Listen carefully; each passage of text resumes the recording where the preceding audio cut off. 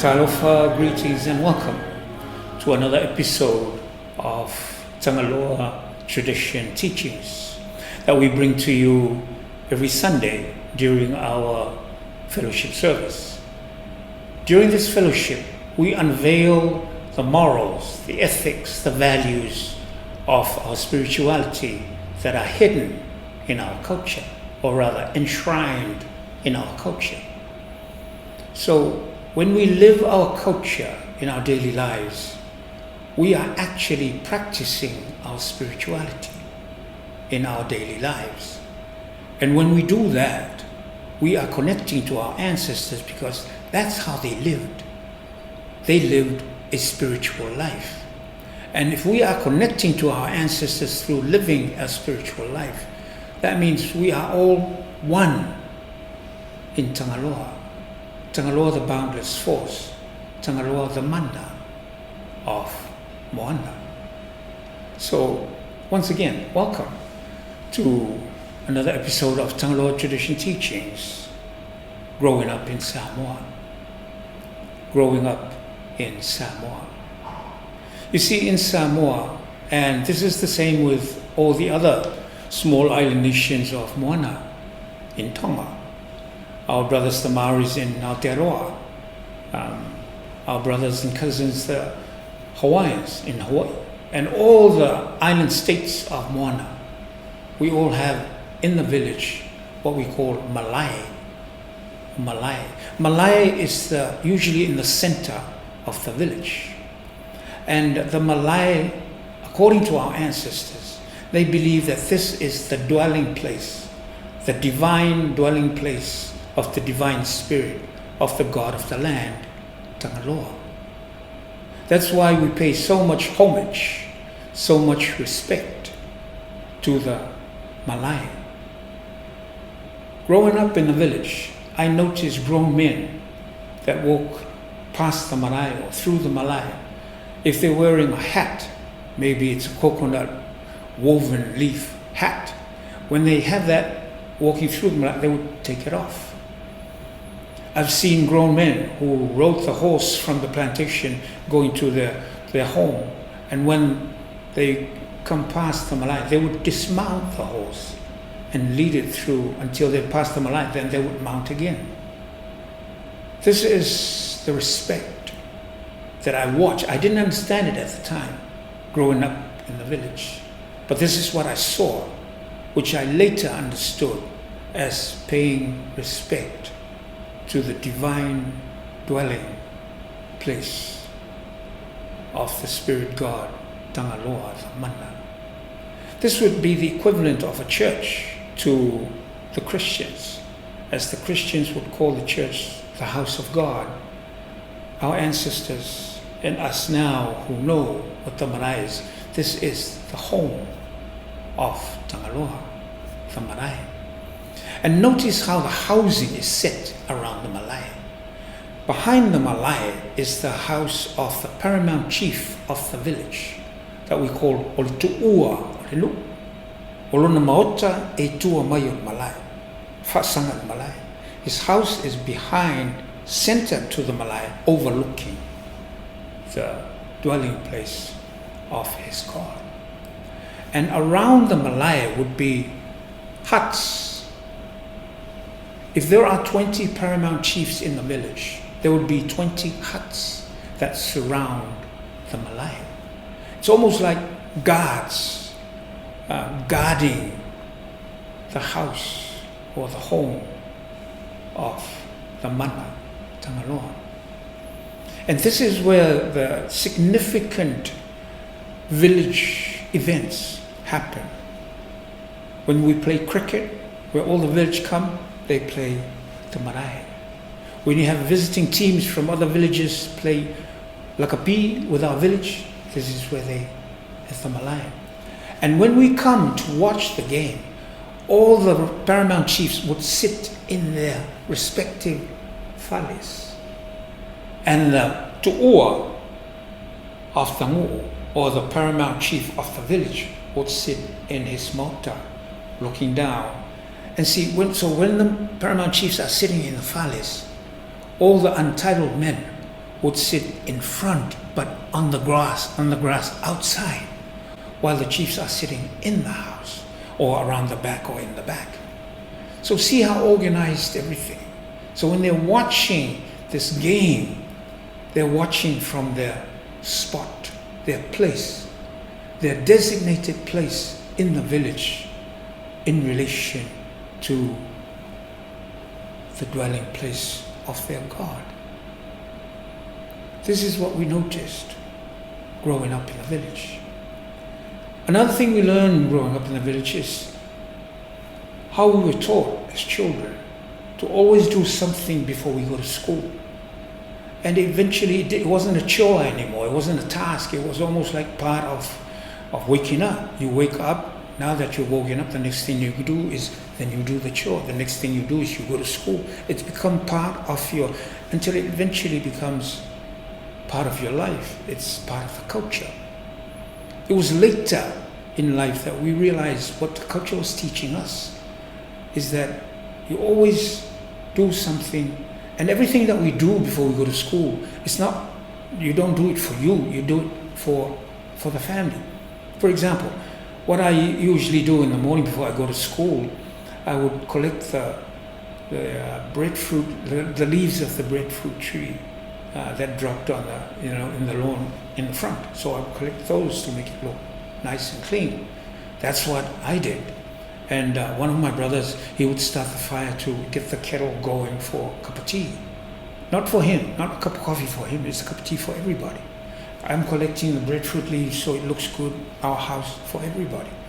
And my youngest brother, he would get our beddings. He would get the mats, roll them up with the pillows in them and the sheets in them, and then he would put it up on the shelf in the top of the house. So we were all, and the girls would start the iron to iron our clothes for school. So we were always doing something for the family.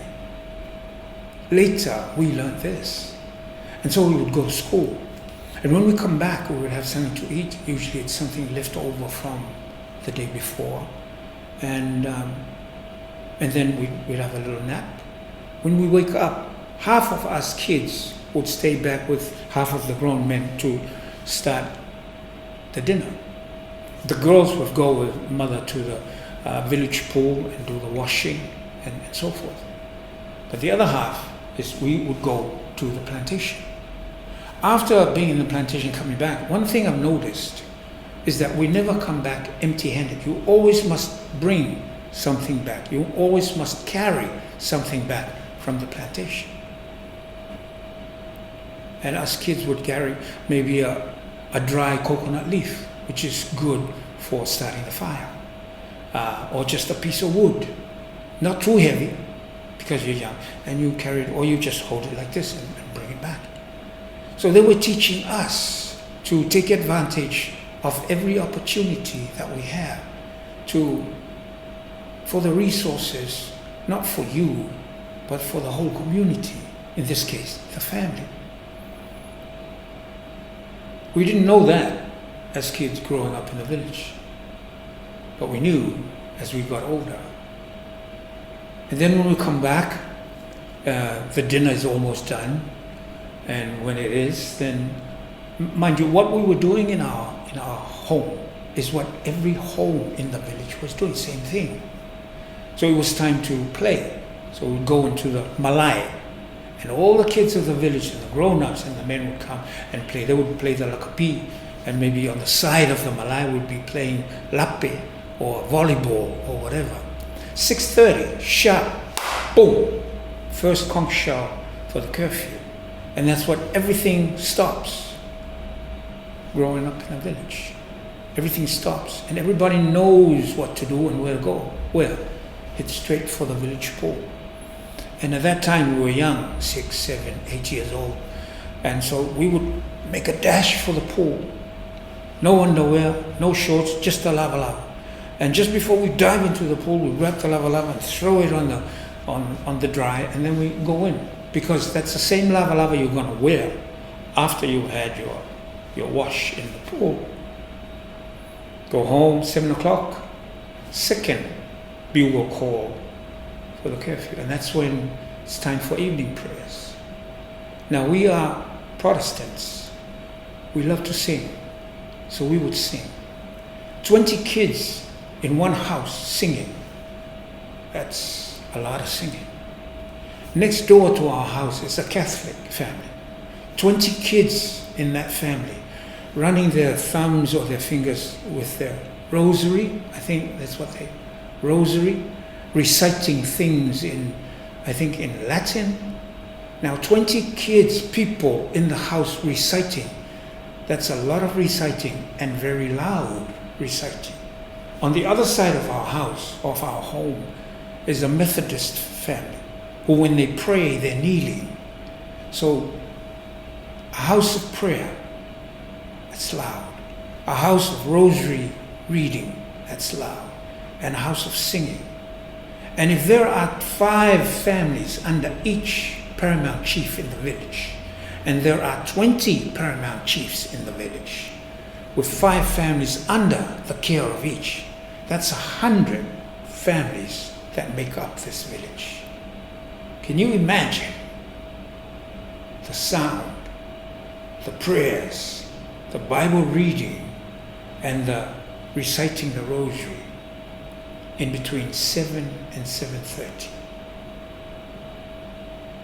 That's how it was growing up in the village. Yes, it was. And then after prayers, it's time for dinner. So mom and dad would stay where they are. The girls would stay where they are, usually next to mom and dad all the time. And us boys would go and start bringing the food. The grown-ups are in the back sitting on the grass, serving us to serve them. So after we served them and they started eating, so we sit in the back with a pail of water and a hand towel. And we're supposed to watch what is needed. So we go up and get it and give it to them. We don't wait until they ask, can we have some more taro, please? Can we have some more? Because if the girls need to ask, oh boy, we get it usually from the mother. The mother would say, "Kele ingofo ingai ki foi kakala mai makokala, mai ngofo ingai ki kilo mai meyem fa ngalo mafofo. Kilo mai ngai mai me." What they were saying, at that all we thought was they were scolding us for this. Oh, what's the point? You know, being young. But now growing up, we didn't know that growing up in a village. But they were teaching us what service is. Service is you don't wait until somebody asks you for something. If you're sitting there and you read that somebody needs something, just do it. Do it. Enjoy the pleasure of anticipation and not having that person ask for it. This is what I mean when I talk about unveiling the morals, the ethics, and the values of our spirituality that is hidden in our culture. Service. I remember one time during our fapusa, making the umu on Sunday, because we're always there. We don't do very much, we more or less have more fun. But there was one time, there's families that go across to other families borrowing things, borrowing the tawanga, borrowing salt, borrowing this. And there's this family that's always borrowing stuff, and they come over and we ask for salt. And then one time, my mom said to me, go and ask that family if they have any salt too. So I said, Mom, we have salt. She said, just go and ask for salt. So I went and asked for salt. And I got the salt and I came back. And I asked and said, shh, just do what you're told. Go get the salt. Thank you, you got the salt. Okay. But later, I worked it out myself. And it was much later. As a matter of fact, I only learned that when I went to Madua, what my mom did. And she said, go get the salt, but we have salt. Then I figured out, we have the salt, but to make people feel good, because if I don't have it and you have it, and I'm always borrowing from you, it gives me the feeling, sometimes it wears off on you in the wrong way. But one day if you come and ask me for something, it'll boost my morale in such a sense that you need help as much as I need help from you. Okay. And those are the morals, those are the values of our spirituality that is incorporated into our culture, that we need to go back and live. Because when we live it, we are actually living our ancient spiritual life based on alofa, malfa'alon, service. So they were teaching us when we were serving them. So never, we try not to have the girls say, can we have some more taro, please? No. We go and get it. We say, no, it's enough. But that's better, and the mother and the father won't say anything. And when they finish, we get the food back, and then we eat. And when we eat, we don't face the front. We face away from the father, the mother, and the girls. Why? It's paying homage to what they represent in the family. What is that? Your parents represent wisdom, leadership, and counsel. And the girls will hold a special place in the Samoan culture, and that is they are the Finga. Finga really is like the personification of Tagaloa in the family. When you see the girls in your family, you are looking at the mana. Because our ancestors believe that through the Finga is the channel we realize life in our family, which is true. Also through the Finga we realize blessings in the family. These are the things we watched growing up in the village, which we understood later in life, of the values and the morals and the ethics of our spirituality that is hidden in our culture. And so after that we do our homework. And see, this is another thing. When we do things during the day, we try to do things so we can get a bonus or a present from mom and dad after. And what happens is then while we're doing our homework, what we hear is the grown men, like our cousins over here, they'd be out there walking up and down the street. In those days, we'd be lucky to have 3 cars come through between 6 at night and 6 in the morning. And so we're walking up and down, singing.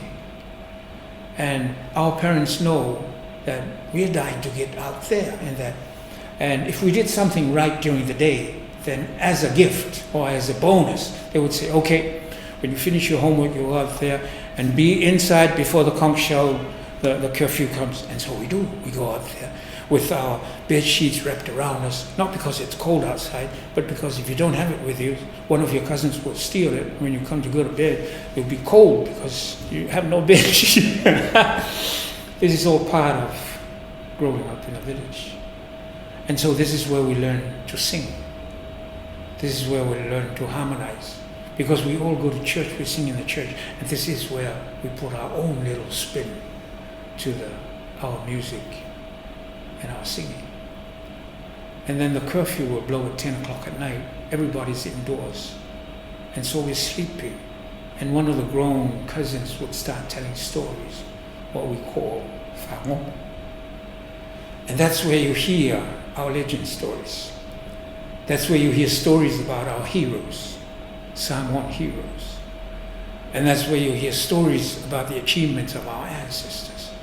That's where you hear stories about the lineage of where the title, paramount chief title of our family came from. And that's how you go to sleep.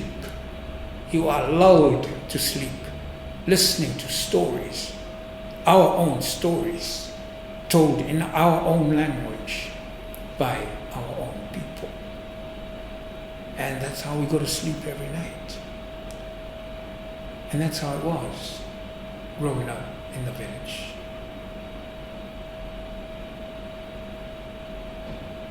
That's why it's important that we know there are values, there are morals, and there are ethics in our culture. It's our spirituality enshrined in our culture. So turn your back on our culture, you are turning your back on our ancient indigenous spirituality.